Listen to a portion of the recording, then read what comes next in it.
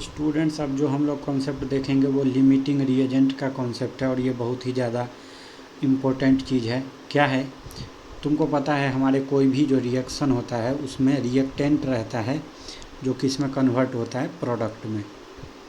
अब क्या होगा, जैसे मान लो दो रिएक्टेंट है ए और बी, तो तुम जानते हो इसका मोल का रेशियो होता है कुछ भी, उस जैसे 1 मोल के लिए मान लो ये 2 मोल कंज्यूम होकर कुछ बनाता रहता है। अब ऐसा हो कि ये कम पड़ जाए, मान लो कोई एक रिएक्टेंट है जो कम पड़ गया, वो ख़त्म हो गया, तो ये कितना प्रोडक्ट बनेगा, तो तुमको पता है जो कम वाला है उसके हिसाब से प्रोडक्ट बनेगा, राइट। तो उसी को जो कम पड़ जाता है वो रिएक्टेंट जो पहले कंज्यूम हो जाता है, खर्च हो जाता है रिएक्शन के अंदर, उसको हम लोग बोल देते हैं लिमिटिंग रिएजेंट। ठीक है, लिमिटिंग रिएजेंट बोल देते हैं उस रिएक्टेंट को जो पहले ख़त्म हो जाता है। तो जब भी हमारे पास मान लो बैलेंस केमिकल इक्वेशन दिया हुआ है, तो हम जानते हैं कि किसका कितना नंबर मोल जो होगा रिएक्टेंट का, वो कितना मोल वो देगा प्रोडक्ट का, राइट। यानी जब भी हम लोग बैलेंस केमिकल इक्वेशन दिया रहेगा तो हम समझ जाएंगे कि अगर जिसका रिएक्टेंट का मोल कम है, राइट, ऐसा रिएक्टेंट जिसका मोल जो कोफिशिएंट है, स्टोकियोमेट्रिक कोफिशिएंट जितना चाहिए था उससे कम है, तो उसी को हम बोल देंगे लिमिटिंग रिएजेंट। अब ऐसे तुमको समझ नहीं आएगा, एग्जाम्पल देखेंगे। क्वेश्चन दिया हुआ है कि 3 mole of Na2CO3 is reacted with 6 mole of HCl solution. तो बोलता है कि find the volume of CO2 gas at STP। The reaction is CO2 gas produced at STP, लिख लो यहाँ पे प्रोड्यूस्ड एट STP, और रिएक्शन दिया हुआ है Na2CO3 2HCl 2NaCl। पहले हम चेक करेंगे कि ये बैलेंस रिएक्शन है कि नहीं, बैलेंस रिएक्शन है कि नहीं। यहाँ पे 2 Na है, यहाँ पे भी 2 Na, 2 chlorine 2 chlorine, 2 hydrogen 2 hydrogen और CO3, तो 1 हाइड्रोजन ऑक्सीजन यहाँ पे, 2 ऑक्सीजन यहाँ पे। ये तो हम देख रहे हैं कि ये बैलेंस रिएक्शन है। कितना दिया हुआ है, 3 मोल दिया है Na2CO3 का, Na2CO3 का 3 मोल है जो कि इसके 6 मोल से रिएक्शन कर रहा है HCl के।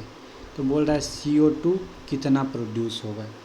ठीक है, तो देखो इसका 3 इसका 6, अगर तुम बैलेंस रिएक्शन में देखोगे, बैलेंस रिएक्शन को हम बोल देते हैं, उसमें अगर तुम Na2CO3 और HCl का रेशियो देखोगे तो कितना, यहाँ पे है 1, यहाँ पे है 2, ये है 1:2। तो जो बैलेंस रिएक्शन का रेशियो होता है उसी को हम बोल देते हैं स्टोइसियोमेट्रिक रेशियो, इसी को बोल देते हैं स्टोइसियोमेट्रिक रेशियो। अब जो हमको दिया हुआ गिवन मोल रेशियो कितना है, इसका 3 इसका 6, यानी 1:2, 1:2 ऐसा दिया हुआ है। यानी जो हमको गिवन मोल रेशियो है वही क्या दिया हुआ है, वही दिया हुआ है स्टोइसियोमेट्रिक रेशियो के बराबर। ठीक है, तो जो हमको गिवन मोल है रिएक्टेंट का वो किसके रेशियो में है, तो वो स्टोइसियोमेट्रिक कोफिशिएंट रेशियो में है। तो इसका क्या मतलब है कि पूरा का पूरा क्या हो जाएगा, कंज्यूम हो जाएगा, यानी no reactant will be left over, यानी कुछ भी बचेगा नहीं, पूरा का पूरा रिएक्ट हो जाएगा। ठीक है, पूरा का पूरा क्या हो जाएगा, रिएक्ट हो जाएगा। तो अगर तुम मोल एनालिसिस यहाँ पे लगाओगे, मोल का एनालिसिस लगाओगे तो क्या है, तो तुमको पता है कि Na2CO3 के 1 मोल से, Na2CO3 के 1 मोल से जो बनता है CO2 कितना बनता है, वो भी 1 मोल बनता है। तो इसके 3 मोल से इसका 3 मोल बनेगा। हमको मोल नहीं पूछा, हमको पूछा वॉल्यूम क्या होगा STP पे। तो volume of CO2 eight STP, तुमको पता है 1 मोल का जो वॉल्यूम होता है मतलब 22.4 लीटर। तो 3 मोल का वॉल्यूम क्या हो जाएगा, 3 मोल गुने 22.4 लीटर। तो 3 गुने 22.4 का मतलब हो गया 67.2 लीटर। ये तुम समझ गए इस इक्वेशन में हमको क्या था, कोई भी रिएक्टेंट बचता नहीं था, कोई भी रिएक्टेंट लिमिटिंग रिएजेंट नहीं था। अब देखो, अब सेम क्वेश्चन को हम क्या करेंगे, सेम क्वेश्चन में तुमको क्या दिया, इस बार 6 मोल दे दिया किसका, Na2CO3 का, इसका 6 मोल है, और उसको रिएक्ट कराया 4 मोल HCl से, 4 मोल HCl से। अब बोलता है बताओ CO2 गैस कितना बनेगा, जब इसका 6 मोल उसके 4 मोल से। तो अब देखो, तुमको पता है बैलेंस इक्वेशन से जो रेशियो लेते हो, बैलेंस्ड इक्वेशन से जो रेशियो लेता है उसको हम बोलते हैं क्या, उसको हम बोलते हैं स्टोइचियोमेट्रिक कोएफिशिएंट का रेशियो। स्टोइचियोमेट्रिक कोएफिशिएंट किसको बोलता है, इसके सामने जो लगा हुआ है, यहाँ पे 1 है, इसका 2 है, तो स्टोइचियोमेट्रिक कोएफिशिएंट का अगर रेशियो देखोगे तो वो तो 1:2 आ रहा है। और जो हमको गिवन मोल ऑफ रिएक्टेंट क्या है, तो गिवन मोल है रिएक्टेंट का वो है 6:4। तो अगर इसका रेशियो लोगे, गिवन मोलर रेशियो लोगे, ठीक है, गिवन मोलर रेशियो लोगे तो कितना आ जाएगा, ये आ जाएगा 3:2। इसका मतलब है कि ये दोनों बराबर तो नहीं है। इसका मतलब क्या है, जो गिवन नंबर ऑफ मोल है रिएक्टेंट का वो स्टोइचियोमेट्रिक कोएफिशिएंट के रेशियो के बराबर नहीं है, तो क्या होगा, इसीलिए देयर शुड बी यानी कंप्लीट रिएक्शन नहीं होगा, कुछ न कुछ तो बच जाएगा। तो there should be one reactant which will get consumed first, यानी जो पहले खर्च हो जाएगा, कंज्यूम्ड फर्स्ट। और जो पहले कंज्यूम हो जाता है उसी को हम क्या बोल देते हैं, उसी को हम बोल देते हैं लिमिटिंग रिएजेंट। अब क्वेश्चन ये उठता है कि भैया इन दोनों में से लिमिटिंग रिएजेंट है कौन, तो क्या इसको ढूंढना इतना डिफ़िकल्ट है, तो नहीं, इसको ढूंढना जो है वो बहुत ही आसान है। हम देखेंगे अब how to find limiting reagent, क्या देखेंगे, how to find limiting reagent, कैसे ढूंढेंगे। तो सबसे पहले क्या करोगे, डिवाइड कर दो जो भी गिवन मोल था उसको, किससे, तो स्टोइचियोमेट्रिक कोएफिशिएंट से। पहला स्टेप क्या है, जो दिया हुआ मोल था उसको स्टोइचियोमेट्रिक कोएफिशिएंट से डिवाइड कर दो। अब देखो कि जो डिवाइड करके जो रिजल्ट मिला वो किसके लिए मिनिमम मिला, और जिसका मिनिमम मिला वही हो गया लिमिटिंग रिएजेंट, ठीक है। और जब तुमको लिमिटिंग रिएजेंट मिल गया तो अब तुम्हारा फोकस पूरा का पूरा किस पे आ जाएगा, लिमिटिंग रिएजेंट पे। तो हमको जो दिया हुआ था Na2CO3 था और HCl था, इसका 6 मोल था, इसका दिया हुआ था 4 मोल, और रिएक्शन में जब हम देखते थे तो इसका 1 मोल इसके 2 मोल से रिएक्ट करता था, यानी हमको जो स्टोइचियोमेट्रिक कोएफिशिएंट है इसके लिए वो है 1 से डिवाइड कर देंगे, और इसके लिए है 2 तो इसको 2 से डिवाइड कर देंगे। कहाँ से पता चले, बैलेंस इक्वेशन से। तो इसके लिए मान आया 6 और इसके लिए मान आया 2। अब इन दोनों में से मिनिमम कौन आया देखो, तो मिनिमम हमको मिल गया ये, इसका मतलब HCl अपना क्या हो जाएगा, HCl हो जाएगा लिमिटिंग रिएजेंट। समझ गए बात। पहले बैलेंस इक्वेशन से स्टोइचियोमेट्रिक रेशियो ले लो और दिए हुए मोल को उससे डिवाइड कर दो, तो जो कम से कम आ गया उसको बोल देते हैं हम, इसका डिवीजन मिनिमम आया, ये तो 6 है ये 2 है, तो 2 वाले को बोल देंगे लिमिटिंग रिएजेंट। क्या बोल देंगे, लिमिटिंग रिएजेंट।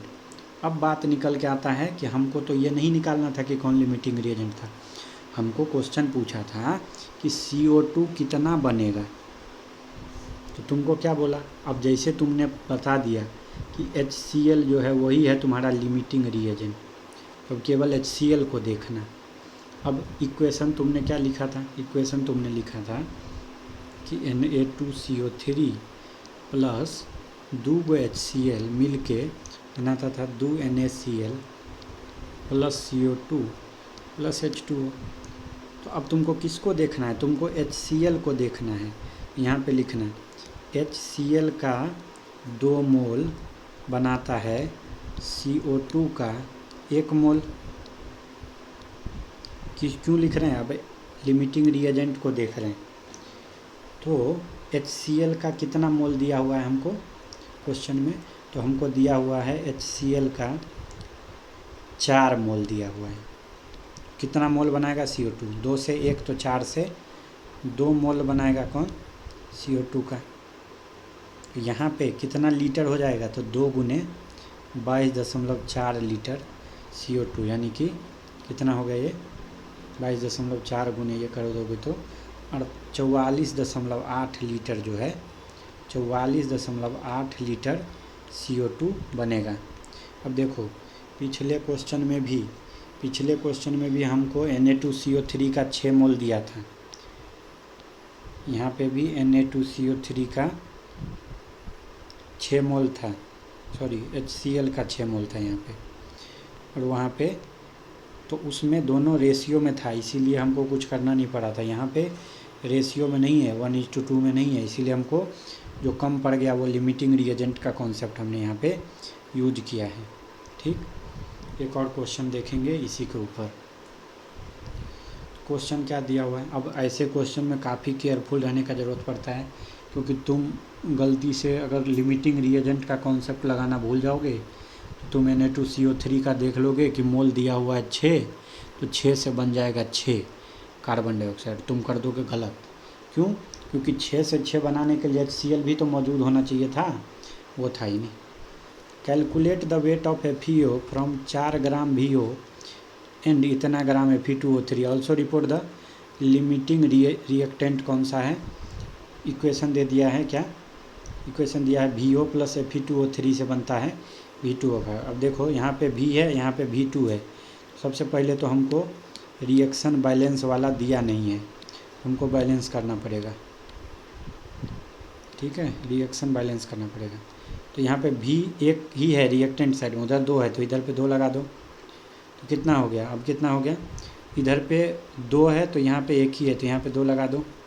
तो अब टोटल ऑक्सीजन का बैलेंस कर दो, तो कितना हो गया 5 और 2 7 इधर पे है, इधर पे कितना है, तो यहाँ पे 3 लगाना पड़ेगा तुमको, यहाँ पे लगाना पड़ेगा 6।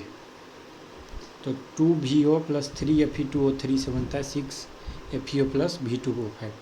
ये हो गया हमारा क्या चीज़, ये हो गया बैलेंस्ड इक्वेशन। अब क्वेश्चन में क्या दिया हुआ है, कैलकुलेट करो वेट ऑफ FeO का वेट क्या होगा ये पूछ रहा है। फ्रॉम 4 ग्राम दिया हुआ है VO और 5.75 ग्राम दिया है Fe2O3। तो सबसे पहले इसका Fe2O3 का जो वेट निकाल लोगे, मोलर वेट हो जाएगा 2 गुने 56 प्लस 48, यानी ये हो जाएगा 160। और वानेडियम ऑक्साइड का वेट हो जाएगा तुम्हारा 67। तो मोल निकाल दो, गिवन मोल निकाल दो, मोल बिफोर रिएक्शन। तो 4 ग्राम बट्टे 67, इतना ग्राम बट्टे 160। अब बिफोर रिएक्शन है तो प्रोडक्ट तो कुछ रहेगा नहीं, तो इसका माना जाता है 0.0597, इसका माना जाता है 0.03590, ये तो हो गया 0,0। अब देखो, अब यहाँ पे बात क्या निकल के आता है, mole after reaction, moles after reaction, moles after reaction. अब देखो सिंपल सा बात ये आता है कि हमको मोल बिफोर रिएक्शन दिया है, तो हम इसको डिवाइड करके देख लेंगे। तो देखो तुम गिवन मोल को अगर इसके स्टोइचियोमेट्रिक रेशियो से डिवाइड करोगे, यानी जो स्टेप था हमारा, तो क्या आ जाएगा 0.0597 डिवाइडेड बाई ये वाला 2, इसका कितना आ जाएगा 0.0359 डिवाइडेड बाई 3। क्लियर दिख रहा है कि तो पहले से छोटा था ये वाला, उसको और 3 से डिवाइड कर दिया तो Fe2O3 ही हमारा क्या हो जाएगा, लिमिटिंग रिएजेंट हो जाएगा। ये पूछा था तो सिंपल बात है, Fe2O3 से देख के हम बनाएंगे FeO। तो लिमिटिंग रिएजेंट हमारा कौन सा हो गया, Fe2O3। ठीक है, अब देखो, अब हमको क्या पूछा है कि कितना वेट बनेगा FeO का। तो तुमको पता है कि अब हम Fe2O3 के बारे में बात करेंगे। तो तुमको दिया है कि अगर 3 मोल होता किसका, Fe2O3 का, तो हमको 6 मोल FeO बनता। हमको दिया कितना ही मोल है, तो हमको दिया है इतना ही मोल। तो 0.0359 मोल है किसका, Fe2O3 का। ये कितना बनेगा, तो ये बनेगा 6/3 गुने 0.0359, यानी ये कितना बन जाएगा। FeO का मोलर वेट कितना होता है, हमको एक्चुअली वेट पूछा है, मोल नहीं पूछा है। इतना मोल बनेगा तो मोलर वेट जो हो जाएगा FeO का 56 + 16 यानी 72। तो मास ऑफ FeO प्रोड्यूस कितना होगा, FeO प्रोड्यूस्ड, ये हो गया मोल। इतना मोल था ये किसका, FeO का। उसको अगर मोलर वेट से गुना कर दें तो हमको कितना मास बनेगा वो पता चल जाएगा। गुने 72 कर दोगे तो तुम्हारा जो वेट आ जाएगा FeO का वो आ जाएगा 5.17 ग्राम। किसका वेट आ गया, वेट ऑफ FeO। ये क्या निकला है, वेट ऑफ FeO प्रोड्यूस्ड, कि FeO कितना बना, इतना बना। हमको क्या पूछा, और देखो यहाँ पे सिंपल सा बात है कि यही हमको पूछा था, तो हमने एक बता दिया Fe2O3 जो था हमारा वो लिमिटिंग रिएजेंट था, और जो वेट बना वो 5.17 ग्राम के बराबर बना है। फिर से क्वेश्चन है, a mixture of KBr and NaBr weighing इतना gram was treated with aqueous solution of Ag+ and the bromide ion was recovered as इतना gram of pure AgBr। What was the weight of KBr in the sample. देखो ये सब question काफ़ी tricky question है, easy नहीं है। ये question दिया हुआ है KBr और NaBr का जो मिक्सचर था उसका वेट कितना था, KBr + NaBr का जो मिक्सचर था उसका वेट था 56 ग्राम, 0.56 ग्राम। तो मान लो कि हमने KBr को कितना ग्राम मान लिया, KBr को हमने बोल दिया चलो कि ये है हमारा इसके अंदर x ग्राम। तो ये वाला कितना बचेगा, तो ये बचेगा 0.56 - x। ठीक है, इतना बचेगा। तो इसको हमने बोल दिया x ग्राम है, तो ये बचेगा 0.56 - x। और इसको जब ट्रीट कराया गया था Ag+ से, ठीक है, तो हमको क्या बना था, तो हमको AgBr मिला था। ठीक है, कितना ग्राम, 0.97 ग्राम मिला था प्योर AgBr। यहाँ पे क्वेश्चन बोल रहा है कि हमको ब्रोमाइड आयन मिला, किस फॉर्म में मिला, तो AgBr के फॉर्म में मिला। तो हमको पूछ रहा है कि इनिशियली जो वेट था KBr का वो कितना था।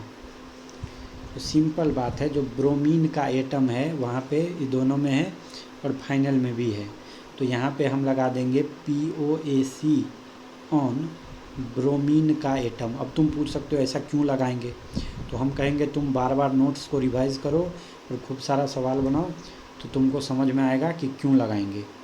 तो देखो, हमको इसके अंदर जितना मोल KBr का है उतना ही मोल हमको ब्रोमीन का मिलेगा KBr से, जोड़ जितना मोल NaBr का है, क्योंकि हर एक मोल में एक ब्रोमीन है तो इतना ही मोल हमको मिलेगा NaBr का, और ये बराबर हो जाएगा मोल ऑफ AgBr, क्योंकि वहाँ भी एक ही मिल रहा है। ठीक है, तो हम क्या बोल सकते हैं, इसका मोल कितना होगा, तो given weight by molar weight, और KBr का मोलर वेट होता है 119, जोड़ गिवन वेट कितना था इसका NaBr का 0.56 - x, डिवाइडेड बाय NaBr का मोलर वेट होता है 103, और ये बराबर हो जाएगा mole of AgBr। Mole of AgBr कितना था, given weight by molar weight. Molar weight होता है 188। अब देखो तुमको ये तब निकाल पाओगे मोलर वेट जब तुमको याद रहेगा कि हमारा जो मोलर वेट KBr का होता है ये नहीं याद रखना है कि KBr का कितना होता है, हमको याद रखना है कि पोटासियम का कितना होता है और ब्रोमीन का कितना होता है। मोलर वेट ऑफ NaBr हमने कितना ले लिया है 103 और मोल ऑफ AgBr हमने लिखा है 188। तुमको सबका याद होना चाहिए कि Ag का कितना होता है, ब्रोमीन का कितना, सोडियम का कितना, ब्रोमीन, वेट याद होना चाहिए और एटॉमिक नंबर भी। तो इसको सॉल्व करते ही तुमको जो x का मान है वो निकल के आ जाता है 0.2124 ग्राम। ठीक है, 2124 ग्राम। तो हमको पूछा क्या था, हमको पूछा था percentage of KBr in initial sample, शुरुआती जो मिक्सचर था उसमें परसेंटेज। तुम जानते हो परसेंटेज बराबर होता है KBr का वेट बट पूरा वेट, पूरा कितना दिया था 0.56 गुने 100, यहाँ से आ जाएगा 37.93%। हो जाएगा percentage of AgBr in initial mixture. ठीक है, अब नेक्स्ट क्वेश्चन है कि 2 कार्बन का एटम ऑक्सीजन के एटम से मिलकर 2 CO बनाता है, is carried out by taking 24 gram of carbon and 128 gram of O2। तो हमको बोलता है कौन सा एक्सेस में बच जाएगा और कितना बच जाएगा, CO के कितने मोल बनेंगे और how many gram of other reactant होना चाहिए था कि कुछ भी बचे नहीं। ठीक है, ऐसा हमको पूछा है। तो सिंपली बात है, हमको बैलेंस रिएक्शन दे दिया है। क्या दे दिया है, 2 कार्बन से 1 ऑक्सीजन जुड़ के बनाता है 2 CO। शुरुआती में हमको जो दे दिया है कितना मास दे दिया था 24 ग्राम था इसका, तो इसका कितना था 128 ग्राम। तो हमको पता है मास को अगर हम मोलर मास से डिवाइड कर देते हैं तो हमको क्या मिल जाता है मोल। तो ये जो मोल था ये था बिफोर रिएक्शन, तो इसके कितने मोल थे 24/2 यानी 2 मोल। इसका कितना था 32 दिया 32 लगभग जो है तुम्हारा 2 चौके 8 3 चौके 12, इसका 4 मोल था। अब क्या बोलता है कि चलो तो हमको निकालना रहता है लिमिटिंग रिएजेंट। कैसे निकालते हैं, तो गिवन मोल बट्टा स्टोइचियोमेट्रिक रेशियो, गिवन मोल बट्टा स्टोइचियोमेट्रिक रेशियो किसका कम आ गया, इसका आया 1, इसका आ गया 4। तो जिसका मिनिमम आया वो हो गया लिमिटिंग रिएजेंट, वो हो गया अपना लिमिटिंग रिएजेंट। क्या है लिमिटिंग रिएजेंट, यहाँ पे कार्बन। तो एक्सेस रिएजेंट कौन सा है, तो एक्सेस जो लेफ्ट बचेगा, ज़्यादा जो बचेगा वो हो जाएगा ऑक्सीजन। तो O2 is left in excess. अब हमको बोलता है कितना बचेगा, तो पहला देखते हैं। देखो हमको दिया है 2 मोल यहाँ पे कार्बन का दिया है, तो हमको कितना ही मोल का ज़रूरत पड़ेगा। हमको पता है कि 2 मोल कार्बन दिया हुआ है गिवन। हमको पता है 2 मोल कार्बन केवल हमारे 1 मोल ऑफ ऑक्सीजन को कंज्यूम करेगा और 2 मोल जो है वो CO का फॉर्म्ड होगा। सही बात है। तो हमको बोलता है कि केवल 1 मोल का हम यूज करेंगे और गिवन कितना था ऑक्सीजन का मोल, तो 4 मोल था। तो कितना मोल बच जाएगा ऑक्सीजन का, तो इसका 3 मोल बच जाएगा, यानी कितना ग्राम, तो 3 गुने 32 यानी कि 96 ग्राम ऑक्सीजन जो है वो लेफ्ट हो जाएगा, बच जाएगा। अब बात आता है कि कितना मोल CO का बनेगा। तो हमको पता है इसके 2 मोल से तो 2 ही मोल CO का बनता है। तो आंसर हो गया कि CO का 2 मोल बनेगा। और बोलता है कितना ग्राम दूसरा रिएक्टेंट होना चाहिए था कि कुछ भी बचे नहीं at the end of reaction. तुमको पता है यहाँ पे एक्सेस में कौन सा था, ऑक्सीजन। कितना था ऑक्सीजन, 4 मोल था। तो ऑक्सीजन के 4 मोल से जुड़ने के लिए इसका कितना मोल चाहिए था, 8 मोल। यानी हमको कार्बन का और कितना एक्स्ट्रा कार्बन का कितना चाहिए था, हमको चाहिए था 6 मोल और रिक्वायर्ड था। टोटल 8 रिक्वायर्ड था जिसमें से 6 मोल और चाहिए था। तुमको पूछता है कितना ग्राम अदर रिएक्टेंट का होता, पूरा पूछा, ये नहीं पूछता और कितना जोड़ते, ऐसा नहीं पूछ रहा है। तो कितना ग्राम होता, तुमको पता है इसके 8 मोल चाहिए थे, किसके, कार्बन के, यानी 8 गुने 12, यानी कि अगर 96 ग्राम कार्बन होता तो ये ऑक्सीजन के 128 ग्राम से कंबाइन कर लेता। ध्यान से देखो क्वेश्चन को और खुद से सॉल्व करो। अब जो क्वेश्चन आता है जेईई मेन की तरफ से, क्या है जेईई मेन की तरफ से क्वेश्चन है कि A + 2B + 3C से मिल के बनता है A, B2 और C3। क्वेश्चन में दे दिया है 6 ग्राम जो है A का, इतना एटम ऑफ B एंड इतना मोल ऑफ C जो बनाता है वो इतना ग्राम ऑफ ये बनाता है। एटॉमिक मास A C का दे दिया है, एटॉमिक मास ऑफ B पूछा है, राइट। तो काफ़ी अच्छा क्वेश्चन है ये। क्वेश्चन क्या दिया हुआ है, क्वेश्चन है A + 2B + 3C से बनता है A, B2, C3। इसका A का कितना दिया है, 6 ग्राम दिया है। B का क्या दिया है, नंबर ऑफ एटम दिया है, यानी 6 गुने 10⁻23 दिया है। और C का क्या दिया है, मोल ही दे दिया है, 0.036 मोल। उससे बोलता है कि कितना ग्राम ये बनाता है, 4.8 ग्राम ये बनता है, ठीक है। A का जो मोलर वेट है वो है 60, तो मोलर वेट से डिवाइड कर दोगे तो इसका मोल मिल जाएगा। इसका मोल कितना मिला, 0.1 मोल।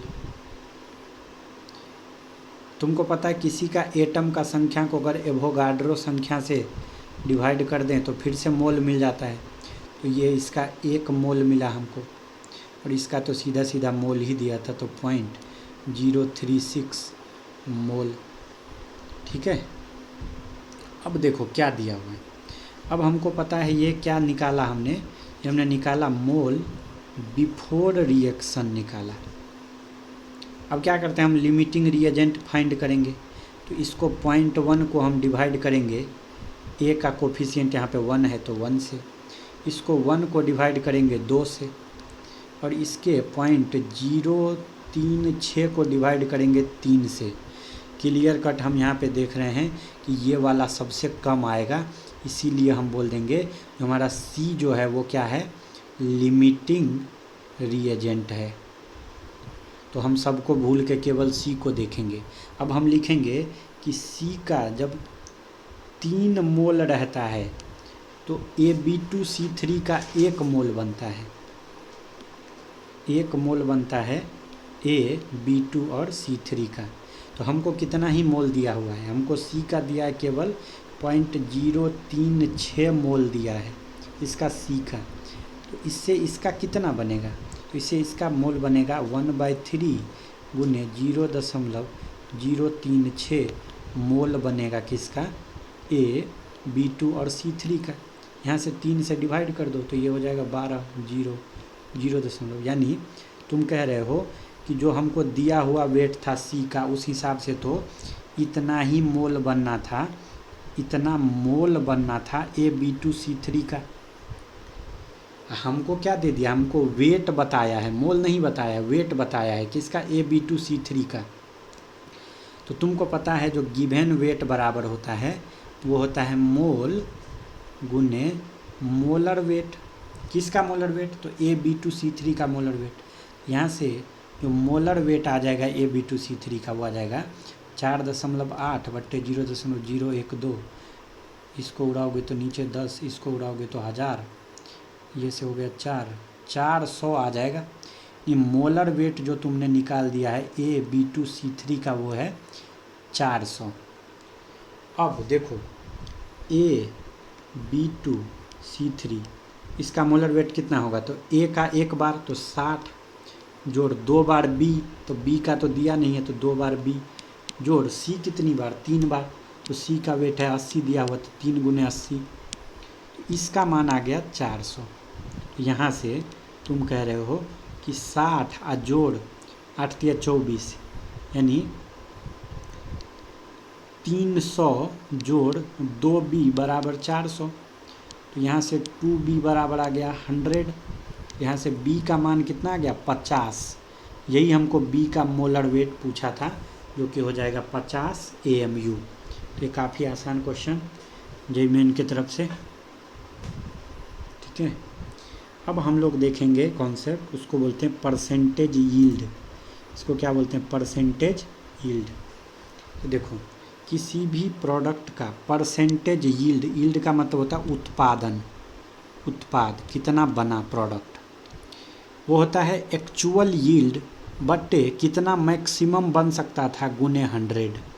क्या बोला हमने, ये होता है एक्चुअल यील्ड बटा मैक्सिमम थ्योरेटिकल यील्ड गुने 100, यानी कितना बना बटे कितना बन सकता था गुने 100, ठीक है। तो अब देखो, अब क्या बोलता है सॉल्यूशन। अब सॉल्यूशन किसको बोलते हैं हम लोग, ठीक है।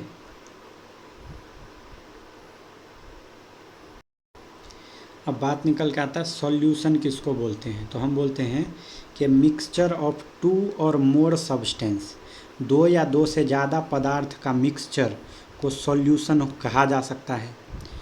We can also say that solution is a homogeneous mixture of 2 और मोर सब्सटेंस। यानी हम बोल सकते हैं कि सॉल्यूशन जो है वो क्या है, ये 2 या 2 से ज़्यादा सब्सटेंस का होमोजीनियस मिक्सचर है। होमो का मतलब होता है सेम और जीनियस का मतलब होता है कंपोजिशन। तो होमोजीनियस का मतलब क्या होगा कि ये पूरा में सेम रहेगा, ये यूनिफॉर्म रहेगा थ्रू आउट। यानी ऐसा नहीं कि बालू और पानी की तरह नहीं कि नीचे बालू और पानी ऊपर, ऐसा नहीं है। जैसे रंग घोल देते हो पानी में तो हर जगह सेम घुल जाता है ना, उसको बोलते हैं होमोजीनियस, ठीक है। तो होमोजीनियस मिक्सचर जो कि सॉल्यूशन है, उसका कंपोजिशन क्या रहेगा, यूनिफॉर्म रहेगा, समान रहेगा। यूनिफॉर्म का मतलब समान, हर जगह, थ्रू आउट मतलब हर जगह, पूरे जगह में यूनिफॉर्म रहेगा, ठीक है। अब देखो, अब हम लोग जो पढ़ने जा रहे हैं वो बहुत ही इम्पोर्टेंट टर्म है। इसको हम लोग पढ़ेंगे कंसेंट्रेशन टर्म्स, कंसेंट्रेशन टर्म्स। तो किसी भी सॉल्यूशन का कंसेंट्रेशन दिखाने के लिए इन सब का इस्तेमाल होता है। जिस टर्म का इस्तेमाल हम लोग सॉल्यूशन के कंसेंट्रेशन को दिखाने के लिए बोलते हैं, उसको क्या बोल देते हैं, कंसेंट्रेशन टर्म। तो सबसे पहला जो लीडर है वो है मोलारिटी, जिसको बड़का एम से दिखाते हैं।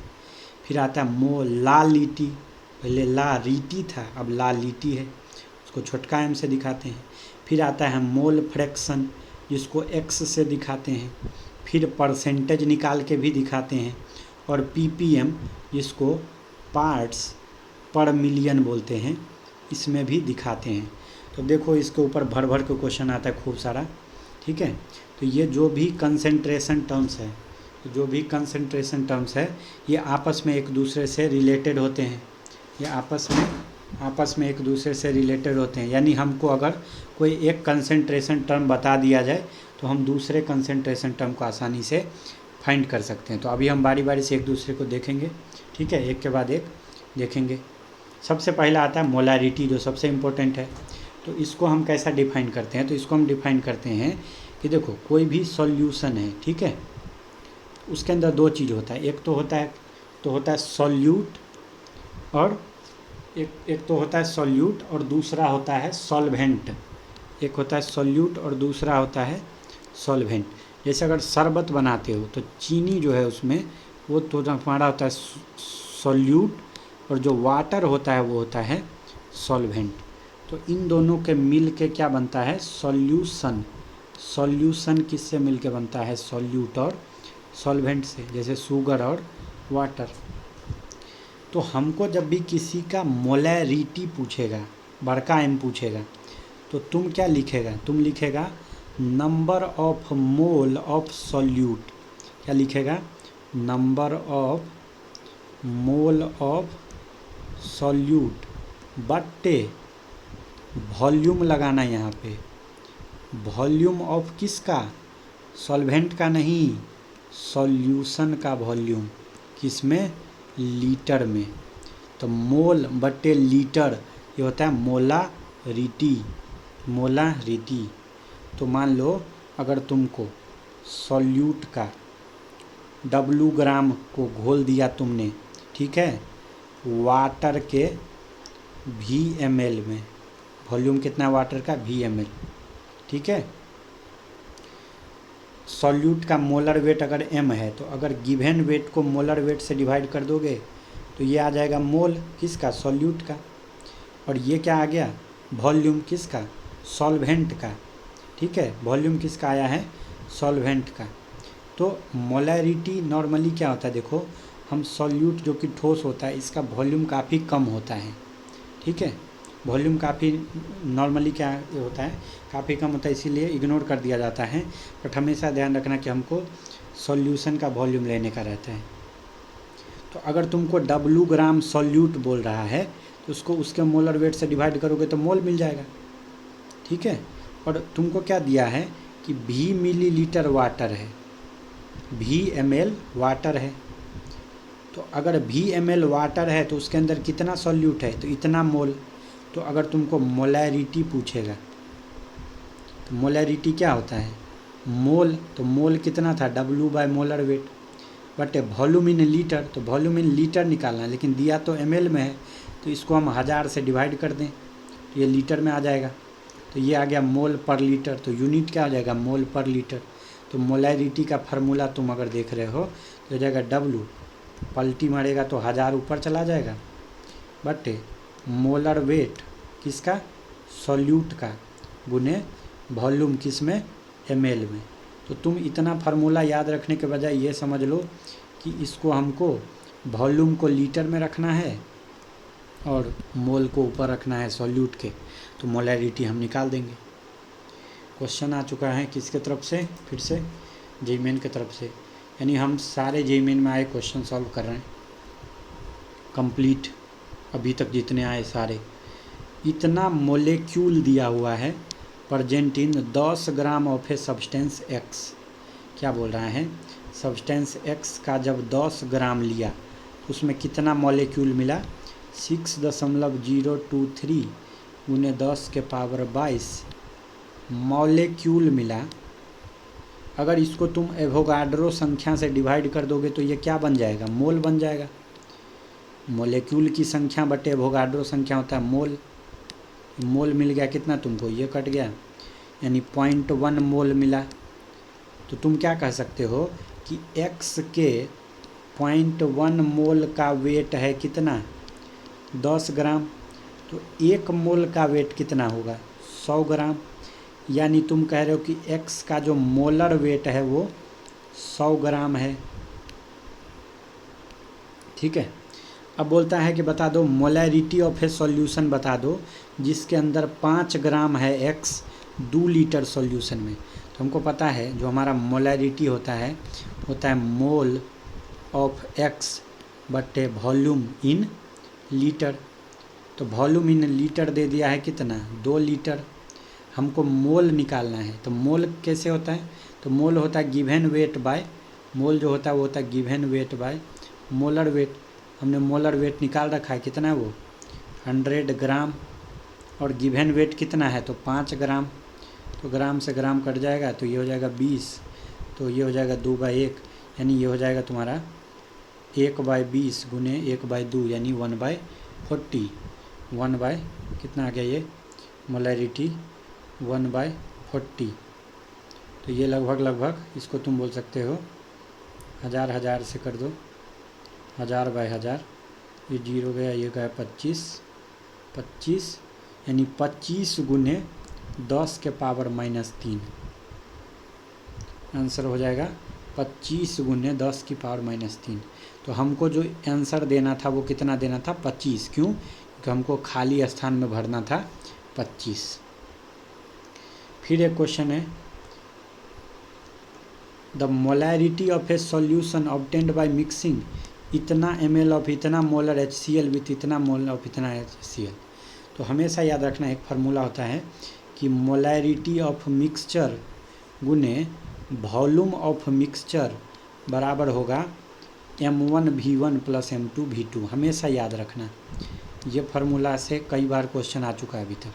तो हमको क्या है, मोलैरिटी ऑफ ए सॉल्यूशन पूछा है जिसमें कितना ml था इसका 750 ml था, किसका 0.5 मोलर HCl जोड़ 2 मोलर का कितना था 250 ml।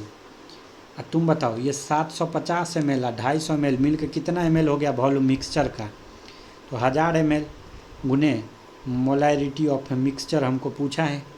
तो यहाँ से आ जाएगा कितना, तो मोलैरिटी ऑफ मिक्सचर जो आ जाएगा वो आ जाएगा तुमको सॉल्व करते ही क्या आ जाएगा 0.875 मोलर। अब कई लोग गधे की तरह यूनिट गलत डाल देते हैं। अरे ml लिया तो इधर भी ml में रखो, ठीक है। तो जैसे तुम पहले जो 250 ml था वो कितना मोलैरिटी वाला था HCl, 250 ml था 250 ml था 2 मोलैरिटी वाला, और जोड़ कर दिए कितना 750 ml कितना वाला आधा मोलर सॉल्यूशन। तो दोनों को मिलाओगे तो मिक्सचर का वॉल्यूम हो गया 1000 ml। तुमको मोलैरिटी पूछा है, ये पूछा है, ये पता है, ये दोनों पता है, निकाल दिए। फिर से क्वेश्चन दिया हुआ है, क्वेश्चन नंबर 31 जो है हमारा वो दिया है कि excess of NaOH aqueous was added to 100 ml of FeCl3 aqueous resulting into इतना ग्राम ऑफ ये, द मोलैरिटी जो है इसका कितना होगा। मोलारिटी हमको पूछा कितना होगा। तो पहला तो हम इक्वेशन लिखेंगे। इक्वेशन क्या होता है, NaOH को ऐड किया है किससे FeCl3 से, उससे क्या बनाया, उससे बनाया FeOH का थ्राइस जोड़ NaCl। जब बैलेंस करोगे रिएक्शन को तो देखोगे कि 3 NaOH को FeCl3 से रिएक्ट कराने पे ये इतना मिलता है। क्वेश्चन में क्या दिया हुआ है, क्वेश्चन में दिया है कि 100 ml ऑफ FeCl3 एक्वस, इसका 100 ml दिया हुआ था, रिजल्टिंग इनटू इतना ग्राम ऑफ FeOH3, इसका कितना मिला 2.14 ग्राम मिला, ठीक है। तो इसका पूछ रहा मोलैरिटी क्या होगा। तुमको पता है मोलैरिटी बराबर होता है mole of solute by volume. अगर मोलैरिटी को वॉल्यूम से गुना कर दोगे तो क्या मिल जाएगा, मोल मिल जाएगा, सही बात है। मोलैरिटी को अगर वॉल्यूम से गुना कर दोगे तो क्या मिल जाएगा, मोल, ठीक है। तो कुल मिला के हमको यही पूछा है, मोल निकालने को पूछा है। तो देखो तुम इस बैलेंस इक्वेशन को देखोगे, बैलेंस्ड इक्वेशन को देखोगे तो तुमको यहाँ से क्या लिख सकते हो, लिख सकते हो कि मोल ऑफ NaOH बटे इसका स्टैचियोमेट्रिक रेशियो कितना है 3 बराबर होगा मोल ऑफ FeCl3 बटा इसका स्टैचियोमेट्रिक रेशियो है 1 बराबर होगा mole of FeOH thrice by इसका स्टैचियोमेट्रिक रेशियो 1, ये भी बराबर हो जाएगा। ये लिखना तुमको आना चाहिए, मोल मोल एनालिसिस में हम यही पढ़ते हैं, mole of NaCl3 by NaCl by 3, क्योंकि यहाँ पे है 3।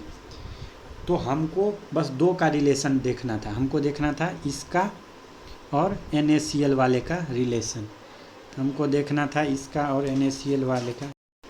तो हमको देखो रिलेशन देखना था FeCl3 में और इसमें, तो कितना दिया हुआ है। तो सबसे पहला बात है कि हमको पता है कि तो हम ये दोनों को यूज़ कर लेंगे। क्या यूज़ कर लेंगे, तो हम बोल देंगे कि जो मोल ऑफ FeCl3 होगा, जो मोल ऑफ FeCl3 होगा वो किसके बराबर हो जाता है, मोल ऑफ FeOH थ्राइस के। ये कहाँ से आया, ये हमको मोल मोल एनालिसिस से आया, जो कि बैलेंस इक्वेशन से मिला हमको।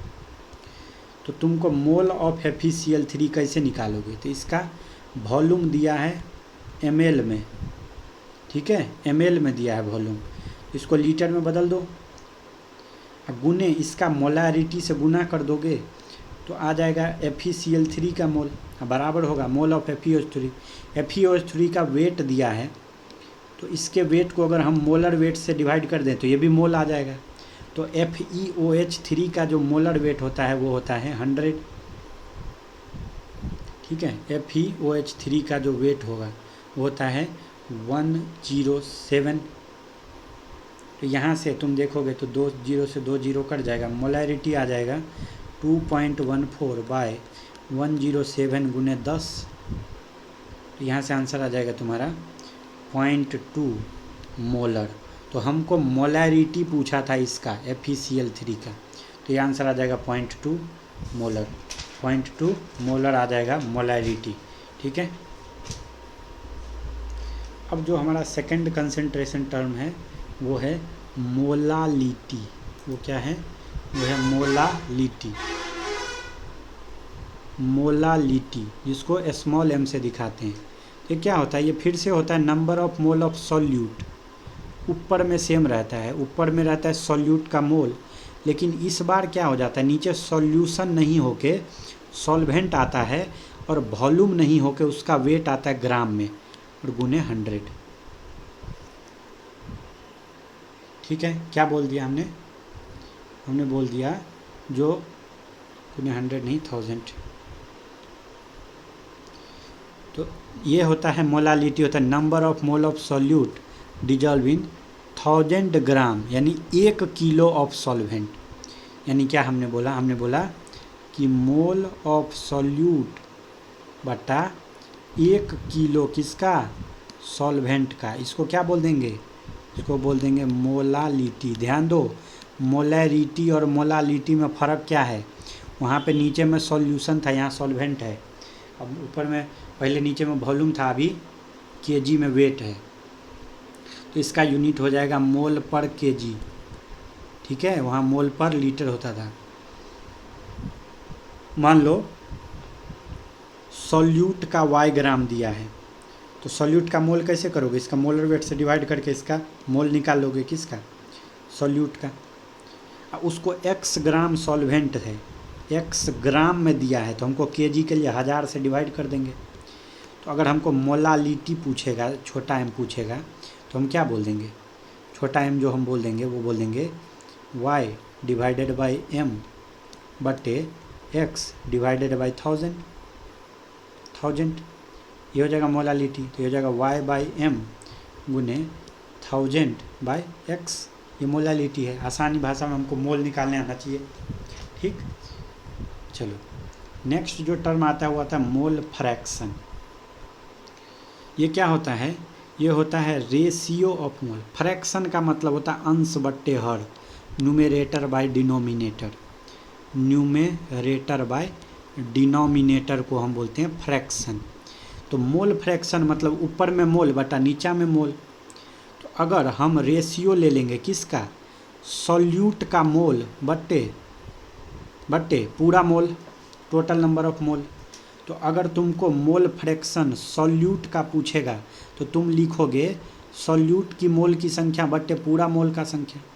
मोल फ्रैक्शन अगर सॉल्वेंट का पूछेगा तो सॉल्वेंट का मोल बटा पूरा मोल। तो अगर तुम्हारे सॉल्यूशन के अंदर बोल देता है कि सॉल्यूट का मोल है छोटका n और सॉल्वेंट का मोल है बड़का n, तो पूरा मोल कितना हो जाएगा? n plus n। अगर सॉल्यूट का फ्रैक्शन पूछ देंगे तो बोलोगे छोटका बाय पूरा। सॉल्वेंट का पूछ देंगे तो कह दोगे बड़का n बाय पूरा। इन दोनों को अगर जोड़ोगे तो छोटका n by n plus n जोड़ बड़का n by n plus n plus n common आ जाएगा और ऊपरों में n प्लस n हो जाएगा, तो ये आ जाएगा 1। तो यानी सॉल्यूट का फ्रैक्शन जोड़ सॉल्वेंट का फ्रैक्शन दोनों जोड़ दोगे तो आ जाएगा 1। तो टोटल मोल फ्रैक्शन होता है 1। ठीक है, अब क्वेश्चन आ गया फिर से किसकी तरफ से? जेमेन की तरफ से। क्या क्वेश्चन दे दिया इस बार? तो हमको क्वेश्चन दे दिया है कि the mole fraction of glucose in aqueous binary solution is इतना। यानी हमको ग्लूकोज का फ्रैक्शन दे दिया 0.1। तो ये क्या होगा? तो ये होगा मोल ऑफ ग्लूकोज बट्टा टोटल मोल। ये दे दिया 0.1। तो हमको पूछ रहा है the mass percentage of water बता दो। देखो सॉल्यूशन में क्या है? ग्लूकोज है प्लस वाटर है, दोनों को मिला के। तो हमको क्या पूछा? इसका मास कितना है पहले, वो अब मास परसेंटेज निकाल लेंगे बाद में। तो अब देखो टोटल मोल कितना तुम लोगे, मान लो टोटल मोल अगर तुम लेते हो 1, ठीक है, टोटल मोल अगर रख देते हो 1, तो ग्लूकोज का मोल कितना हो जाएगा इसमें 0.1 मोल। तो वाटर का मोल कितना हो जाएगा 1 माइनस 0.1, टोटल तो 1 था, 0.9 मोल वाटर हो गया। तो वाटर का ग्राम कितना, तो 0.9 गुने 18 ग्राम, ये तो वाटर का मास आ गया।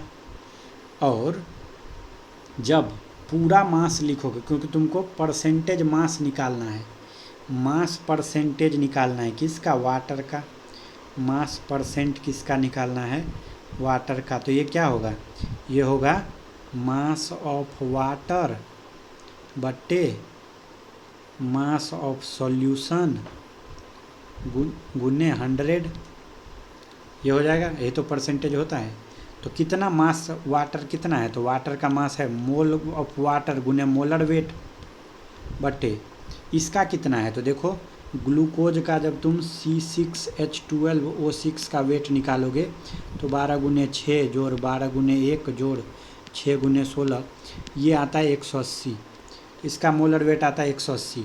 तो ग्लूकोज का कितना वेट होगा, तो 0.1 गुने 180 जोड़ वाटर का कितना था 0.9 गुने 18, तो ये दोनों मिल के किसका बना लेगा, सॉल्यूशन का वेट, गुने 100 कर दोगे तो यहाँ से जो है लगभग आता है 47.37%।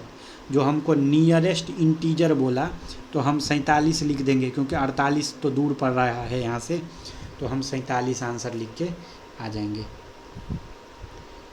ठीक है, तो इससे आगे हम अपने नेक्स्ट लेक्चर में देखेंगे। नेक्स्ट लेक्चर हमारा ख़त्म ही हो जाएगा, उसमें कुछ भी अभी बचा नहीं है, हम लोग लगभग एंड पे आ चुके हैं। तो एक लेक्चर में और ये चैप्टर ख़त्म हो जाएगा। Thank you.